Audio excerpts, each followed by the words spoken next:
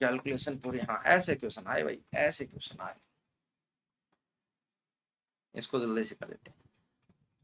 Hello बच्चों, so let's understand the question first. The question says the number of isomers possible for PTEN NO2 twice is okay. So हमें total isomers बताने हैं किसके, PTEN and NO2 twice. देखिए geometrical isomerism तो ये show नहीं करेगा, क्यों? क्योंकि एक साइड बाइडेंटेड लिगेंड है, एक साइड दो मोनोडेंटेड लिगेंड है, तो यहाँ पर पोजीशन चेंज नहीं हो सकती है ना। जैसे ये मैं कहूं EN लिगेंड जुड़ा हुआ है और ये दोनों NO2 है, तो पोजीशन चेंज हो ही नहीं सकती स्क्वायर प्लेनर में।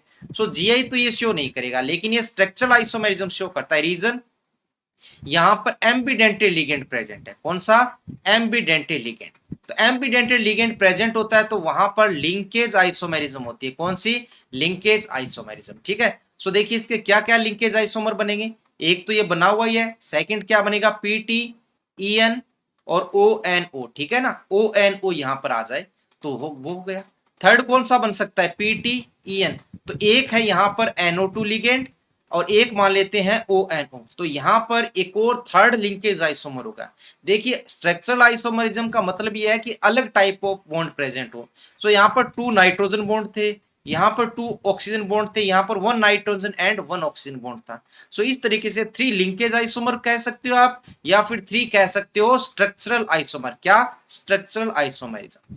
So the answer of this question is option number 1, that is 3। Okay, so 3 linkage or structural isomer are possible for this complex. Hope you understand the concept well. Best of luck. Hello bachchon, so let's understand the question first. The question says consider the complex ions trans and cis. A is trans, B is cis. Then correct statements regarding them. Okay, so हमें क्या करना है, यहाँ पर ये जो complex दिए हुए हैं इसके सिस और ट्रांस फॉर्म बनानी है। सो देखिए सिस और ट्रांस में पहले मैं बनाता हूं ट्रांस। ट्रांस का मतलब है कि जो सिमिलर लिगेंड है, जैसे यहाँ पर Cl और Cl है, EN में डोनर एटम नाइट्रोजन रहते हैं, तो मैं केवल नाइट्रोजन को रिप्रेजेंट कर देता हूं। सो ये यहां पर बन गया कौन सा फॉर्मेट, ट्रांसफॉर्म। कौन सी बन गई, ट्रांस। सो सिस फॉर्म क्या होगी, देखिए सिस फॉर्म होगी जब यहां पर सिमिलर लिगेंड्स एडजेसेंट पोजीशन पर हो। तो देखिए क्या होगा इसका सिस, सिस हो जाएगा ये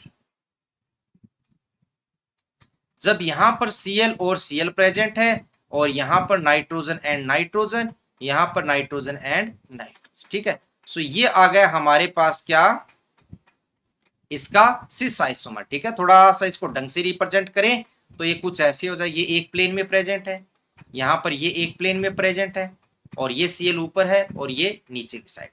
तो अब हमें इसमें देखना है कि ऑप्टिकल आइसोमेरिज्म। देखिए ऑप्टिकल आइसोमेरिज्म के लिए सिंपल सा कंसेप्ट है, अगर प्लेन ऑफ सिमेट्री हुई तो ऑप्टिकल आइसोमेरिज्म नहीं होगी, प्लेन ऑफ सिमेट्री नहीं है तो ऑप्टिकल आइसोमेरिज्म होगी। हमें इनऑर्गेनिक केमिस्ट्री में अगर इतना सा कंसेप्ट अप्लाई करते हो तो आपका काम हो जाएगा। क्या? तमाम नहीं होगा, कंसेप्ट क्लियर हो जाएगी, हमारा काम हो जाएगा क्वेश्चन को राइट करने का।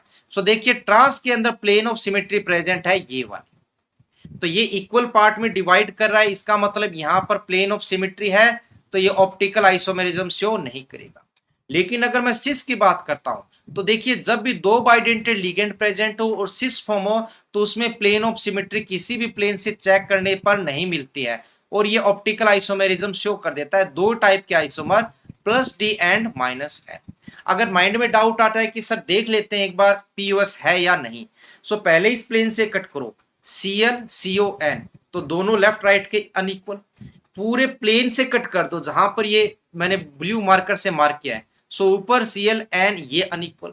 अगर मैं ऐसे मार्क कट करता हूं तो देखिए ये Cl ये N और ये बीच से कट हो जाएगा यहां पर, लेकिन ऊपर वाला पार्ट नीचे पार्ट के अनइक्वल होगा। इसी तरीके से डायगोनल से भी कट करते हो तो अनइक्वल ही रहेगा, इक्वल नहीं रहेगा। इसका मतलब ये है कि POS नहीं है तो ऑप्टिकल आइसोमेरिज्म होगी। अब चेक करते हैं इसके ऑप्शंस कौन से सही है। पहला ऑप्शन है both A and B can be optical active, नहीं। बोथ A एंड, ये भी नहीं होगा, बोथ हो ही नहीं सकता। A can be optically active, नहीं, ट्रांस नहीं होगा, सिस होगा। सो A can be optically active and B can not be. अरे ये तो उल्टा हो गया ना, ए ऑप्शन क्या बोला है थर्ड में, A cannot be optically active. Yes, trans is not optical active but B can be optical active. तो देखिए थोड़ा सा कंफ्यूज कर देते हैं आंसर में भी। हमने कैलकुलेट सही किया लेकिन ऑप्शन में कंफ्यूज कर रहे हैं, लेकिन दिक्कत नहीं है। So the right answer is option number 3. So hope you understand the concept well. Best of luck.